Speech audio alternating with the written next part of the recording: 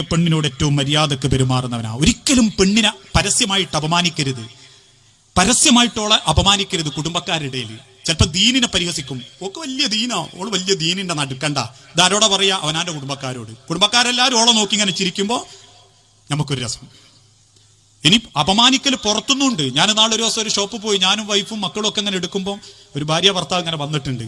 ഓളിങ്ങനെ വിറച്ചിട്ട് ഇതെടുത്ത് ഇങ്ങനെ പുറത്തേക്ക് ഇത് കണ്ണൂരിട്ടുന്ന് ഓളാടെ തന്നെ വെച്ച് മറ്റേ എടുത്തു നോക്കി. ഇത് വിറച്ചിട്ട് ഇങ്ങനെ സാധു ഇങ്ങനെ വിറച്ച് നിൽക്കുക. ഏതാ എടുക്കേണ്ടിയെന്ന് ഒന്ന് അടുത്ത് വന്നേ, ഇതെനിക്ക് ചേരൂലടി, ആ കളർ എനിക്ക് നല്ല ഭംഗിയുണ്ട്, എന്തായാലും പോയതല്ലേ. എന്നിട്ട് ഇങ്ങനെ പേടിച്ച് നിൽക്കുക. അവസാനം പീഡിയക്കാരൊക്കെ അങ്ങനെ നോക്കുക.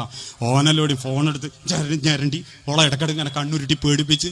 മക്കളാണ് എമ്മാന്റെ തട്ടത്തിന്റെ ഉള്ളിൽ കൂടെ ഈ ഒരു ചുരിദാറിന്റെ മറവ് കൂടെ ഇങ്ങനെ ബേജാറായി നിന്ന് ആർക്കോ വേണ്ടി കുറച്ച് സാധനം എടുത്തു പോയി.